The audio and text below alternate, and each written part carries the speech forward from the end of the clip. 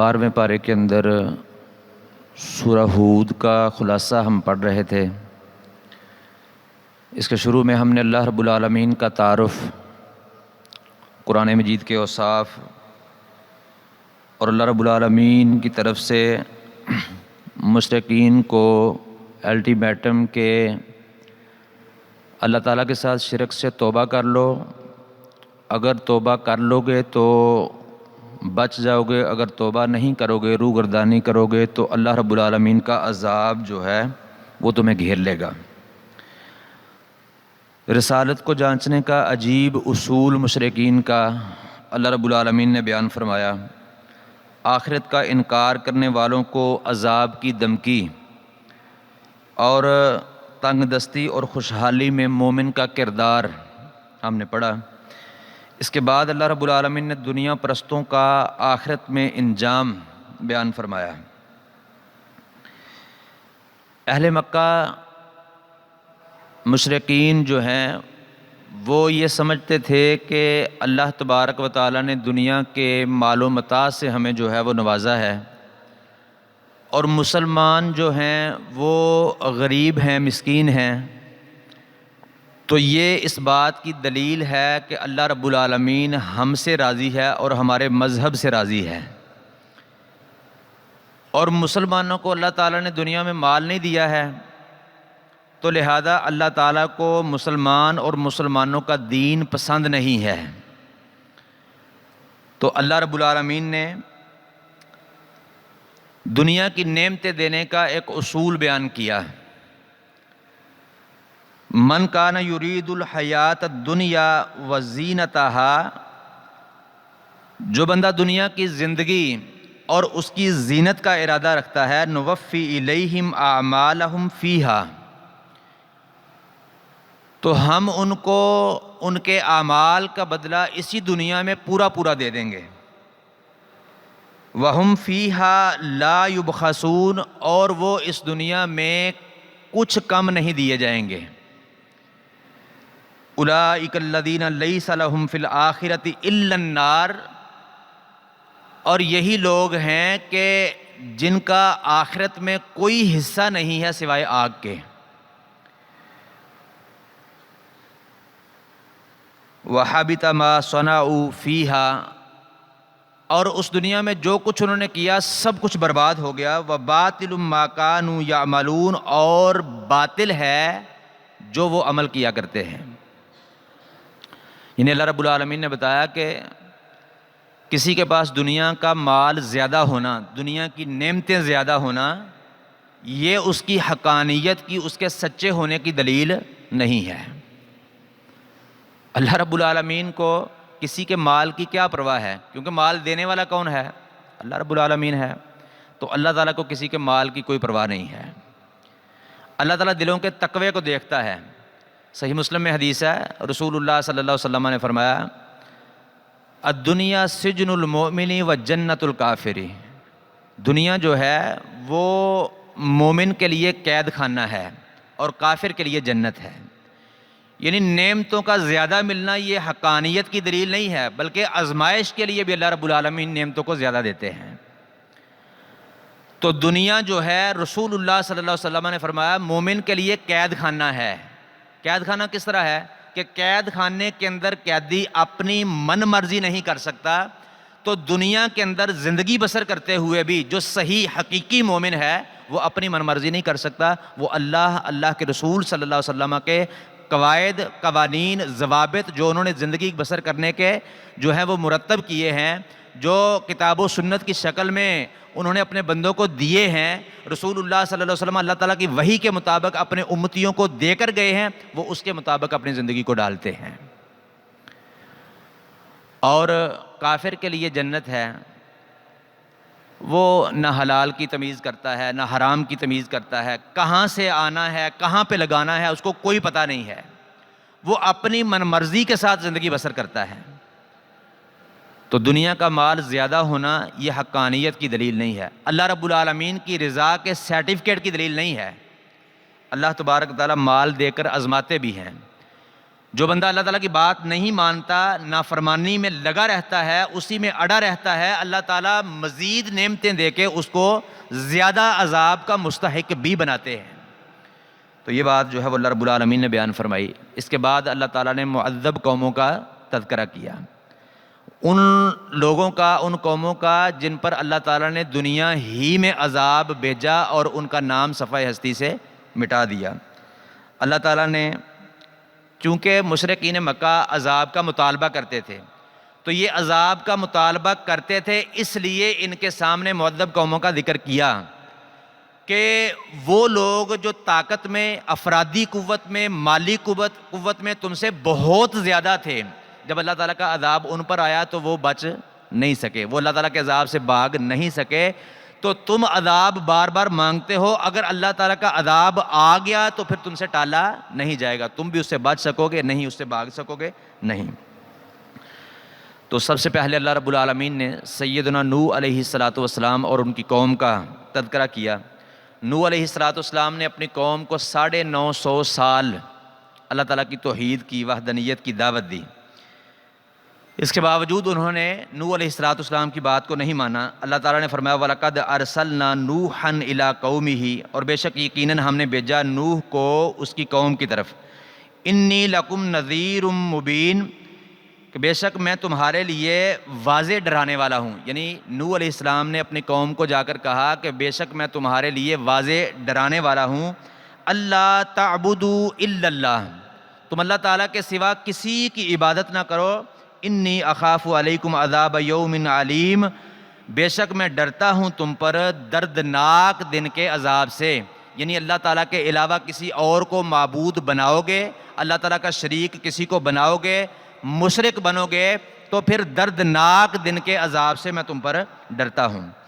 تو قوم نے ان کی دعوت کو قبول کرنے کی بجائے، اس پر غور و فکر کرنے کی بجائے انہیں جھٹلا دیا اور جواب دیا قالوا یا نوح قد جادلتنا فاکثرت جدالنا، اے نوح تحقیق تو ہم سے جھگڑتا ہے اور بہت زیادہ جھگڑتا ہے، فاتنا بما تعدنا، تو لے آ ہمارے پاس جس کا تو ہم سے وعدہ کرتا ہے، ان کنت من الصادقین، اگر تو سچوں میں سے ہے، اگر تو واقعی سچا ہے، اللہ کا نبی ہے، تو ہم سے وعدہ کرتا ہے کہ اگر ہم اللہ کے علاوہ کسی اور کو پوجیں گے، عبادت کے لائق سمجھیں گے، الہ بنائیں گے، تو اللہ تعالیٰ کا عذاب آئے گا۔ اگر تو اپنی اس بات میں سچا ہے کہ تو نبی ہے، تو اللہ کی وحی ہم تک پہنچا رہا ہے، تو پھر لے آ عذاب، وہ چیز جس کا تو ہم سے وعدہ کرتا ہے۔ تو اللہ رب العالمین نے نوح علیہ السلام کو کشتی بنانے کا حکم دیا۔ اب نوح علیہ السلام کشتی بنا رہے ہیں، تو ان کی قوم کے سردار کافر وہاں سے گزرتے تو نوح علیہ السلام کا مذاق اڑاتے، طرح طرح کی باتیں کرتے کہ یہاں پہ پانی پینے کو نہیں ملتا، آپ کشتی چلانے کے لیے جو ہے نا وہ بنا رہے ہیں، کشتی کس پر چلے گی؟ تو نوح علیہ السلام بڑے اطمینان کے ساتھ ان کو جواب دیتے کہ پانی آئے گا اور اس میں کشتی چلے گی، اور آج تم ہمارا مذاق اڑاتے ہو، کل جب تمہاری حالت دیکھیں گے ہم تو تمہارے اوپر ہنسیں گے۔ جب اللہ تعالیٰ کا عذاب آ گیا، ہمارے پاس تو کشتی ہوگی، ہم اللہ تعالیٰ کے حکم کے ساتھ اس کشتی میں سوار ہو جائیں گے، تمہارے پاس بچنے کے لیے کوئی چیز نہیں ہوگی، تو اس وقت ہم تمہارا مذاق اڑائیں گے، ہم تمہیں دیکھ کے تمہاری حالت کو دیکھ کر ہنسیں گے۔ تو سیدنا نوح علیہ السلام کی کشتی جو ہے وہ مکمل ہو گئی، تو اللہ رب العالمین نے حکم دیا کہ اب ایمان والوں کو، اپنے اہل خانہ کو اور ہر چیز کے جوڑے جوڑے کو اس میں سوار کر لو۔ تو جب نوح علیہ السلام نے ایمان والوں کو، ہر چیز کے جوڑے کو، اپنے اہل خانہ کو سوار کر لیا، اب دیکھا کہ نوح علیہ السلام کا بیٹا وہاں پہ موجود تھا۔ نوح علیہ السلام کی ایک بیوی بھی کافرہ تھی، وہ مسلمان نہیں ہوئی، تو ماں کا اثر اولاد پر جو ہے تربیت کے لحاظ سے زیادہ ہوتا ہے، تو یہ بیٹا بھی جو ہے وہ مسلمان نہیں ہوا۔ تو نوح علیہ السلام نے اپنے بیٹے کو دیکھا کہ یہ عذاب میں اب غرق ہوگا، تو ایک تڑپ ان کے اندر پیدا ہوئی جو ایک باپ کی اپنے بیٹے کے لیے ہوتی ہے، تو انہوں نے اپنے بیٹے کو آواز دی، اللہ رب العالمین فرماتے ہیں وَهِيَ تَجْرِي بِهِمْ فِي مَوْجٍ كَالْجِبَالِ، وہ کشتی ان کو لے کر چل رہی تھی فی موجن، ایسی موج میں، کالجبال، جو پہاڑ کی طرح تھی، ایسی لہر تھی کہ اس کی اونچائی پہاڑ جیسی تھی۔ وَنَادَ نُوحٌ ابْنَهُ، اور نوح نے اپنے بیٹے کو آواز دی۔ وَكَانَ فِي مَعْزِلٍ، اور وہ ایک الگ تھلگ جگہ میں تھا۔ یا بنیا ارکب معنا، کہا اے میرے بیٹے ہمارے ساتھ سوار ہو جا۔ ولا تکن مع الکافرین، اور کافروں سے نہ ہو۔ قال، اس نے کہا سآوی الی جبل، میں عن قریب کسی پہاڑ کی طرف پناہ لے لوں گا، کہ پانی تو آئے گا نیچے، تو میں اتنے بڑے بڑے پہاڑ ہیں، کسی پہاڑ سے پناہ لے لوں گا، پہاڑ کے اوپر چڑھ جاؤں گا اور عذاب سے بچ جاؤں گا۔ یاسمونی من الماء، وہ مجھے پانی سے بچا لے گا۔ قال، تو کہا نوح علیہ السلام نے فرمایا لا عاصم الیوم، آج کوئی بچانے والا نہیں ہے، من امر اللہ، اللہ تعالیٰ کے امر سے۔ یہ سیلاب نہیں ہے، یہ پانی نہیں ہے، یہ اللہ تعالیٰ کا امر ہے، اللہ تعالیٰ کا عذاب ہے، اللہ تعالیٰ کی فوج ہے، اس کے سپاہی ہیں۔ اب ان سے جو ہے وہ آج کوئی بچانے والا نہیں ہے، الا من رحم، مگر وہ جس پر وہ رحم کر دے، وہ بچے گا جس پر اللہ تعالیٰ اپنا رحم کر دے۔ اس کے علاوہ آج اس عذاب سے، اللہ تعالیٰ کے اس امر سے، اس سیلاب کے پانی سے کوئی بھی بچنے والا نہیں ہے۔ وحال بینہما الموج، تو ان کے درمیان لہر جو ہے وہ حائل ہو گئی۔ باتیں کر رہے تھے، وہ پہاڑ کی طرف جو ہے وہ پناہ لینے کی بات کر رہا تھا، اتنی دیر میں لہر آئی اور اس کو ڈبو دیا۔ فکان من المغرقین، تو وہ غرق کیے جانے والوں میں سے ہو گیا۔ بیٹا جب ڈوبنے لگا تو پھر باپ کے دل میں تڑپ آئی، اور اللہ رب العالمین کے سامنے ہاتھ اٹھائے اور دعا کی کہ اللہ تو نے تو وعدہ کیا تھا کہ میرے اہل خانہ کو بچائے گا، تو یہ تو میرا سگا بیٹا ہے، اس کو بچا۔ اللہ رب العالمین نے فرمایا قال یا نوح انہ لیس من اہلک، اے نوح یہ تیرے گھر والوں میں سے ہے ہی نہیں، حالانکہ سگا بیٹا ہے، سگا بیٹا ہے۔ اللہ رب العالمین نے فرمایا کہ اے نوح یہ تیرے گھر والوں میں سے ہے ہی نہیں۔ کیا مطلب ہے؟ صحیح مسلم میں حدیث ہے، رسول اللہ صلی اللہ علیہ وسلم نے فرمایا جس کے عمل نے اس کو پیچھے چھوڑ دیا، اس کا نسب، اس کا خاندان اس کو آگے نہیں لے کے جائے گا۔ ہمارے ہاں کہا جاتا ہے نا یہ تو سید ہیں، یہ فلاں ہیں، ان کو جو ہے وہ عمل کی ضرورت نہیں ہے۔ یہ سید ہی تھا، اور نوح علیہ السلام کا سگا بیٹا تھا، سید تھا، لیکن اللہ رب العالمین کی اطاعت کرنے والا، نوح علیہ السلام کا کلمہ پڑھنے والا نہیں تھا، آپ کو نبی ماننے والا نہیں تھا، تو اللہ رب العالمین نے کہہ دیا کہ یہ تیرے اہل میں سے ہے ہی نہیں، تیرے گھر والوں میں سے، تیرے خاندان میں سے یہ نہیں ہے۔ انہ عمل غیر صالح، بے شک یہ غیر صالح عمل ہے۔ اس کے دو معنی ہیں، ایک تو یہ ہے کہ اس کا عمل غیر صالح ہے، یہ نیک عمل کرنے والا نہیں تھا۔ دوسرا اس کا مطلب یہ ہے کہ اے نوح جو تو اس کے بارے میں دعا کر رہا ہے یہ جانتے ہوئے کہ یہ کافر ہے، تو یہ تیرا یہ عمل جو ہے وہ نیک نہیں ہے، یہ غیر صالح عمل ہے۔ فلا تسألنی ما لیس لک بہ علم، پس تو مجھ سے سوال نہ کر اس چیز کے بارے میں جس کا تجھے علم نہیں ہے۔ انی اعیذک، بے شک میں تجھے نصیحت کرتا ہوں، ان تکون من الجاہلین، اس سے کہ تو جاہلوں میں سے ہو جائے۔ جب اللہ رب العالمین نے اس طرح نوح علیہ السلام کی پکڑ کی، ڈرایا ان کو، تو نوح علیہ السلام نے فوراً اللہ رب العالمین سے معافی مانگ لی۔ قال ربی انی اعوذ بک ان اسألک ما لیس لی بہ علم، کہا کہ اے میرے رب میں اس بات سے پناہ مانگتا ہوں کہ جو میں علم کے بغیر تجھ سے سوال کروں، جس کا مجھے علم ہی نہیں ہے وہ میں تجھ سے سوال کروں، میں اس سے تیری پناہ میں آتا ہوں۔ وَإِلَّا تَغْفِرْ لِي، اور اگر نہ تو نے مجھے معاف کیا، وَتَرْحَمْنِي، اور مجھ پر نہ رحم کیا، أَكُمْ مِنَ الْخَاسِرِينَ، تو میں خسارہ اٹھانے والوں میں سے ہو جاؤں گا۔ عذاب کا اختتام اللہ تعالیٰ نے مومنوں کو، نوح علیہ السلام کو اور ان کی کشتی میں جو سوار تھے ان کو بچا لیا، اور باقی سب کو غرق کر دیا۔ اس کے بعد اللہ تبارک و تعالیٰ نے پانی کو رکنے کا، زمین کو پانی پی جانے کا، اور آسمان کو تھم جانے کا جو ہے وہ حکم دیا۔ وَقِيلَ يَا أَرْضُ ابْلَعِي مَاءَكِ، اور کہا گیا اے زمین اپنے پانی کو نگل لے، و یا سماء اقلعی، اور اے آسمان تو تھم جا، وغید الماء، اور پانی تہ میں چلا گیا، وقضی الامر، اور معاملہ تمام کر دیا گیا، واستوت علی الجودی، اور وہ کشتی جا کے جودی پہاڑ پر ٹھہر گئی، وقیل بعدا لقوم الظالمین، اور کہا گیا کہ دوری ہے ایسے لوگوں کے لیے جو ظالم ہیں۔ اور بعد والوں کے لیے نصیحت کے لیے کشتی کو، نوح علیہ السلام کی کشتی کو بطور نشانی محفوظ کیا گیا۔ قرآن مجید میں دو ایسے واقعے اللہ رب العالمین نے بیان کیے ہیں کہ جو بعد والوں کے لیے عبرت جن کو جو ہے وہ بنایا ہے اور ان کو محفوظ رکھا ہے، ایک فرعون کی لاش اور دوسرا جو ہے نوح علیہ السلام کی کشتی۔ اللہ تعالیٰ نے فرمایا سورہ القمر میں، وَحَمَلْنَاهُ عَلَى ذَاتِ أَلْوَاحٍ وَدُسُرٍ، اور ہم نے اس کو سوار کیا ایسی کشتی میں جو تختوں والی تھی اور میخوں والی تھی، تجری بِأَعْيُنِنَا، وہ ہماری آنکھوں کے سامنے چلتی تھی، جزاء لمن کان کفر، ایسے بندے کے بدلے کے لیے جس کا کفر کیا گیا، جس کا انکار کیا گیا، وَلَقَدْ تَرَكْنَاهَا آیَةً، اور بے شک یقیناً ہم نے اس کو نشانی بنا کر چھوڑا، بعد والوں کے لیے اس کو نشانی بنا دیا۔ یہ بھی جس طرح کہ میں نے آپ کو بتایا تھا کہ فرعون کی لاش جس طرح کہ مصر کے عجائب گھر میں کہا جاتا ہے پڑی ہوئی ہے، وہ ہو بھی سکتا ہے اس فرعون کی ہو سکتا ہے کسی اور کی ہو۔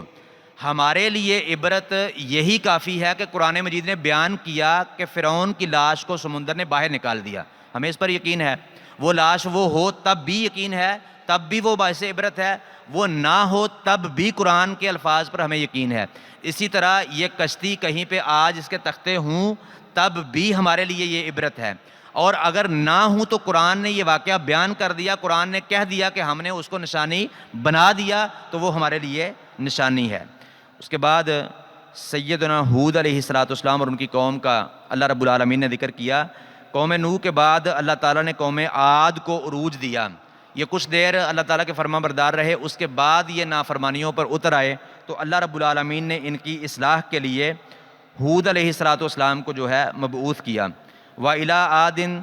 أَخَاهُمْ هُودًا، اور عاد کی طرف ان کے بھائی ہود کو بھیجا۔ قَالَ يَا قَوْمِ اعْبُدُوا اللَّهَ مَا لَكُم مِّنْ إِلَٰهٍ غَيْرُهُ، اس نے کہا کہ اے میری قوم اللہ تعالیٰ کی عبادت کرو، اس کے علاوہ تمہارے لیے کوئی معبود نہیں ہے۔ ان انتم الا مفترون، تم نہیں ہو مگر جھوٹ گڑنے والے، یعنی جو تم نے معبود بنائے ہوئے ہیں وہ سوائے جھوٹ کے اور کچھ نہیں ہے۔ قوم نے ان کی بات ماننے کی بجائے، عقیدہ توحید اپنانے کی بجائے جواب دیتے ہوئے کہا، قالوا یا ہود ما جئتنا ببینۃ، اے ہود تو ہمارے پاس کوئی واضح دلیل تو لے کر آیا نہیں ہے، وما نحن بتارکی آلہتنا عن قولک، اور ہم تیرے کہنے کی وجہ سے اپنے معبودوں کو ہرگز چھوڑنے والے نہیں ہیں، وما نحن لک بمؤمنین، اور تجھے کبھی بھی کسی طرح ہم ماننے والے نہیں ہیں۔ مزید انہوں نے ہود علیہ السلام کو اپنے بزرگوں اور معبودوں کی دھمکی دی، کہا ان نقول الا اتراک بعض آلہتنا بسوء، ہم تیرے بارے میں کچھ نہیں کہتے مگر یہ کہ ہمارے کسی معبود نے تمہیں آفت میں ڈال دیا ہے، یعنی تمہیں ایسی باتیں کرتے ہو تو تمہارے دماغ پر، تمہارے ذہن پر، قلب پر ہمارے کسی معبود نے برا اثر کر دیا ہے، اس لیے تم ایسی باتیں کرتے ہو، وگرنہ عقل مند بندہ جو ہے وہ ایسی باتیں نہیں کرتا۔ یعنی جو ہم جس عقیدے پر ہیں، جن معبودوں کی عبادت کر رہے ہیں، یہی عقل مندی ہے، یہی صحیح عقیدہ ہے۔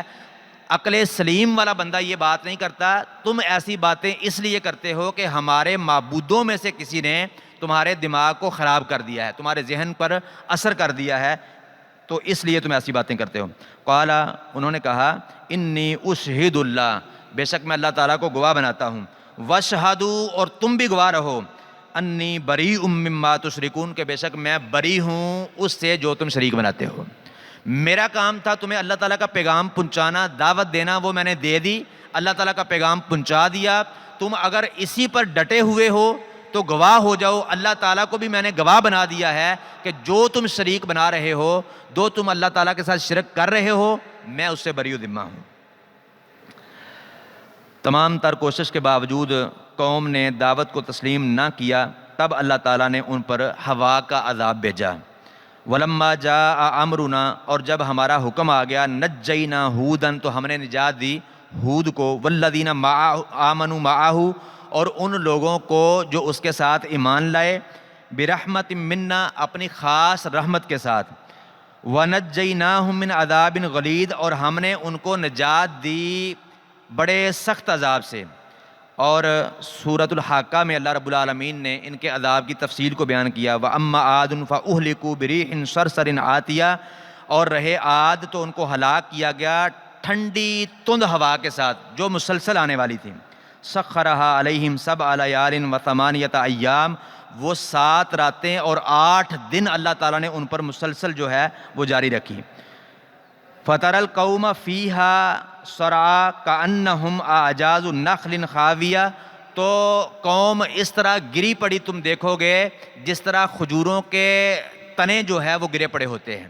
یہ عذاب اللہ رب العالمین نے ان پر مسلط کیا۔ اس کے بعد سیدنا صالح علیہ السلام اور ان کی قوم سمود کا ذکر ہے۔ قوم عاد کے بعد قوم سمود کو اللہ تعالیٰ نے عروج دیا، کچھ دیر انہوں نے اللہ تعالیٰ کی فرما برداری کی، اس کے بعد انہوں نے نافرمانی کرنی شروع کر دی، تو اللہ تعالیٰ نے ان کی اصلاح کے لیے صالح علیہ السلام کو مبعوث کیا۔ تو انہوں نے صالح علیہ السلام کی دعوت کو تسلیم کرنے کی بجائے کہا، قالوا یا صالح قد کنت فینا مرجوا قبل ھذا، اے صالح تو ایسا بندہ تھا کہ اس سے پہلے تجھ سے بڑی امیدیں رکھی گئی تھیں۔ اتنہانا ان نعبد ما یعبد آباؤنا، تو کیا تو ہمیں منع کرتا ہے ان کی عبادت سے جن کی عبادت ہمارے باپ دادا کرتے تھے؟ وَإِنَّنَا لَفِي شَكٍّ مِّمَّا تَدْعُونَنَا إِلَيْهِ مُرِيبٍ، تو یقیناً ہم ایک پریشان کرنے والے شک میں ہیں اس چیز سے جس کی طرف تو ہمیں دعوت دیتا ہے، یعنی اس بات کی ہمیں سمجھ نہیں آتی، ہم تو پریشان ہیں کہ تو کیسی باتیں کرتا ہے۔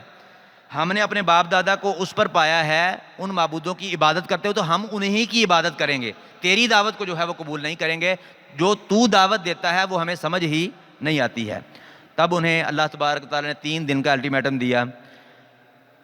اس سے پہلے اللہ رب العالمین نے ان کی ایک مطالبے کو، ان کی ایک خواہش کو پورا کیا کہ انہوں نے نوح علیہ السلام سے انہوں نے کہا اپنے نبی سے، صالح علیہ السلام سے، کہ اگر آپ سچے نبی ہیں تو یہ سامنے پہاڑ ہے، اس میں سے اونٹنی جو ہے وہ اللہ تعالیٰ کے حکم سے نکالو، وہ اونٹنی بچہ جنم دے تو ہم مانیں گے کہ تو واقعی اللہ کا نبی ہے۔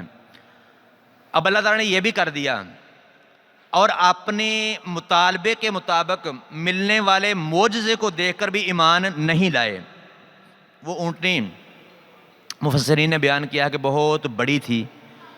اور وہ چرتی پھرتی تھی جہاں پہ بھی جاتی، کیونکہ اللہ تعالیٰ نے منع کر دیا جہاں پہ بھی جائے چرے پھرے، اس کو منع نہیں کرنا ہے، تو وہ جس کے کھیت میں جاتی اس کا سارا صفایا کر دیتی، جس پانی کے گھاٹ پر جاتی اس پانی سارا کا سارا پی جاتی تھی۔ اب انہوں نے کہا اس کا حل کیا ہے؟ حال تو یہ تھا کہ وہ سچی توبہ کرتے، ایمان لے آتے اور اونٹنی کے واپس جانے کا مطالبہ کرتے، اللہ تعالیٰ اس کو واپس لے جاتے۔ یہ کرنے کی بجائے انہوں نے اونٹنی کی ٹانگیں کاٹ دیں، تو پھر اللہ رب العالمین کا عذاب جو ہے وہ ان پر آیا۔ اللہ تعالیٰ نے 3 دن کا الٹیمیٹم دیا، فَعَقَرُوهَا، تو انہوں نے اس کی کونچیں کاٹ دیں، فَقَالَ تَمَتَّعُوا، اللہ تعالیٰ نے کہا فائدہ اٹھا لو، فِي دَارِكُمْ، اپنے گھروں میں، 3 ایام 3 دن، ذَلِكَ وَعْدٌ غَيْرُ مَكْذُوبٍ، یہ ایسا وعدہ ہے جو جھوٹ نہیں بولا گیا، یعنی اب اللہ کا عذاب آنا ہی آنا ہے، یہ فیصلہ ہو گیا ہے۔ 3 دن کا تمہارے پاس وقت ہے، جو کرنا چاہتے ہو، جو کمانا چاہتے ہو، جو حاصل کرنا چاہتے ہو، جو کھانا چاہتے ہو وہ کھا لو، 3 دن کے بعد جو ہے وہ اللہ رب العالمین کا عذاب آ جائے گا۔ پھر فرمایا فلما جاء امرنا، پھر جب ہمارا حکم آ گیا، نجینا صالحا، تو ہم نے صالح کو نجات دی، والذین آمنوا معہ، اور اس کے ساتھ جو لوگ ایمان لائے ان کو نجات دی، برحمت منا، اپنی خاص رحمت کے ساتھ، ومن خزی یومئذ، اور اس دن کی رسوائی سے، ان ربک هو القوی العزیز، بے شک آپ کا رب وہ بڑی قوت والا اور سب پر غالب ہے۔ وَأَخَذَ الَّذِينَ ظَلَمُوا الصَّيْحَةُ، اور ان لوگوں کو پکڑ لیا جنہوں نے ظلم کیا چیخ نے، فَأَصْبَحُوا فِي دِيَارِهِمْ جَاثِمِينَ، تو وہ اپنے گھروں میں ایسے گرے پڑے تھے، كَأَن لَّمْ يَغْنَوْا فِيهَا، جیسے وہ ان میں تھے ہی نہیں، اس طرح ان کو جو ہے وہ اللہ تعالیٰ نے نام و نشان مٹا دیا۔ اس کے بعد سیدنا لوط علیہ السلام اور ان کی قوم کا تذکرہ اللہ رب العالمین کے، یہ ایسی قوم تھی جن کے عقیدوں کے ساتھ ساتھ اخلاقی برائیوں میں بھی شامل ان کے اندر تھیں۔ ان میں سے ایک اخلاقی برائی کہ یہ مردوں کے ساتھ اپنی جنسی خواہش کو پورا کرتے تھے، تو یہ اللہ رب العالمین نے اس کی وجہ سے جو ہے بہت سخت عذاب ان پر بھیجا۔ اس سے پہلے اللہ رب العالمین نے لوط علیہ السلام کو، جو کہ ابراہیم علیہ السلام کے بھتیجے تھے، ان کو ان کی طرف بھیجا، ان کی اصلاح کے لیے مبعوث کیا۔ تو انہوں نے کہا قالوا یا لوط انا رسول ربک، جو اللہ تعالیٰ کے فرشتے آئے عذاب کا جو ہے وہ خبر لے کر، تو انہوں نے ان کے ساتھ بھی بدتمیزی کرنے کی کوشش کی۔ اب لوط علیہ السلام پریشان ہوئے تو انہوں نے لوط علیہ السلام کو تسلی دیتے ہوئے کہا قالوا یا لوط انا رسول ربک، اے لوط ہم تیرے رب کے بھیجے ہوئے ہیں، لن یصلوا الیک، یہ تیری طرف بھی نہیں پہنچ سکتے، ہماری طرف تو بڑی دور کی بات ہے، ہرگز تیری طرف بھی نہیں پہنچ سکتے۔ فاسر باہلک بقطع من اللیل، تو رات کے کچھ حصے میں اپنے اہل خانوں کو لے کر نکل، ولا یلتفت منکم احد، اور تم میں سے کوئی پیچھے مڑ کر نہ دیکھے، الا امرأتک، سوائے تیری بیوی کے، اس کو اپنے ساتھ لے کر نہیں نکلنا، وہ بھی کافرہ تھی۔ انہ مصیبھا ما اصابہم، اس لیے کہ اس کو وہی مصیبت پہنچنے والی ہے جو ان لوگوں کو پہنچنے والی ہے۔ ان موعدہم الصبح، بے شک ان کے عذاب کا وعدہ جو ہے اس کا وقت صبح ہے، الیس الصبح بقریب، تو کیا صبح کا وقت قریب نہیں ہے؟ فلما جاء امرنا، پھر جب ہمارا حکم آ گیا، جعلنا عالیہا سافلہا، تو ہم نے ان کے اوپر والے حصے کو نیچا کر دیا، یعنی الٹا لٹکا دیا ان کو، وامطرنا علیہا حجارۃ من سجیل منضود، تہ بتہ کھنگریالے پتھر ان پر اللہ رب العالمین نے برسائے، مسومۃ عند ربک، جو نشان لگائے ہوئے تھے تیرے رب کی طرف سے، وما ہی من الظالمین ببعید، اور یہ ان ظالموں کے کوئی دور نہیں ہے، یعنی یہ ظالم جو اب عذاب کا مطالبہ کرتے ہیں، یہ بستی، یہ معذب قومیں جو ہیں وہ ان سے دور نہیں ہیں۔ اس کے بعد اللہ تبارک و تعالیٰ نے شعیب علیہ السلام اور ان کی قوم کا ذکر کیا۔ مدین اور ایکا کے باشندے یہ بڑے مالدار تاجر تھے، تو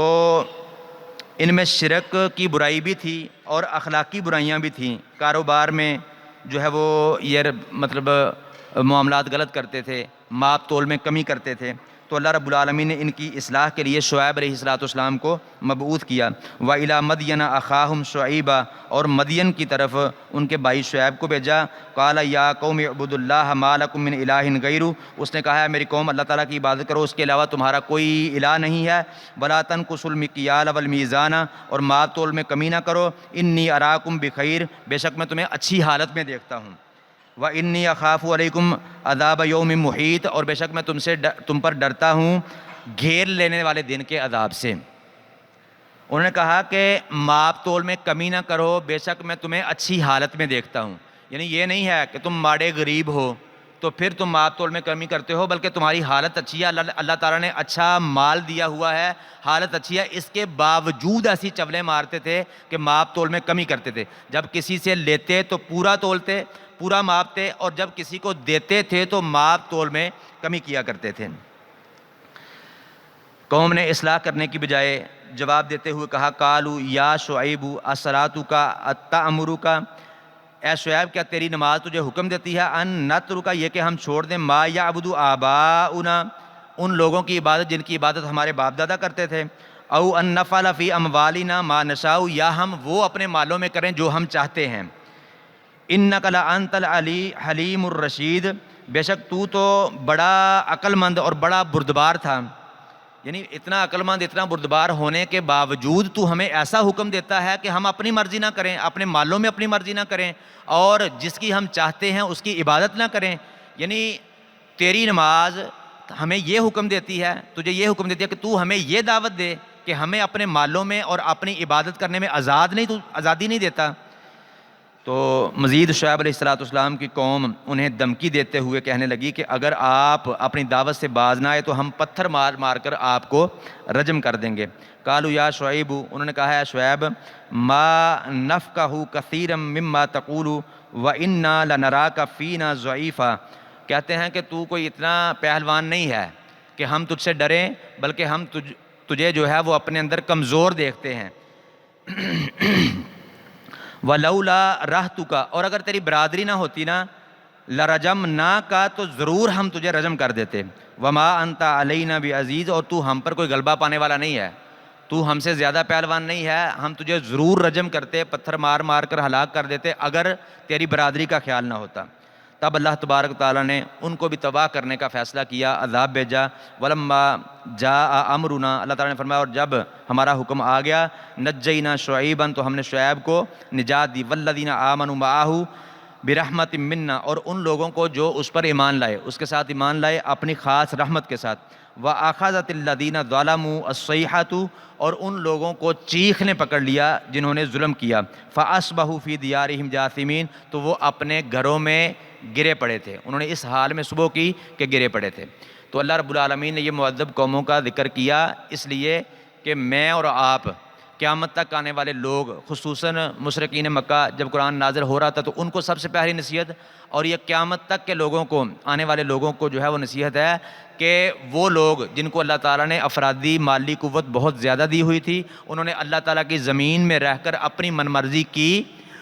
تو اللہ رب العالمین نے ان کا نام صفحہ ہستی سے مٹا دیا۔ تو تمہارے پاس تو وہ مالی اور افرادی قوت بھی نہیں ہے، اگر تم وہ کام کرو گے، ان جیسے عقائد کو اپناؤ گے، تو اللہ رب العالمین تمہارے ساتھ بھی ویسا ہی سلوک کریں گے۔ اللہ تبارک و تعالیٰ سے دعا ہے کتاب و سنت کو صحیح معنوں میں سمجھنے، عمل کرنے اور دوسروں تک پہنچانے کی توفیق عطا فرمائے۔ وما توفیقی الا باللہ۔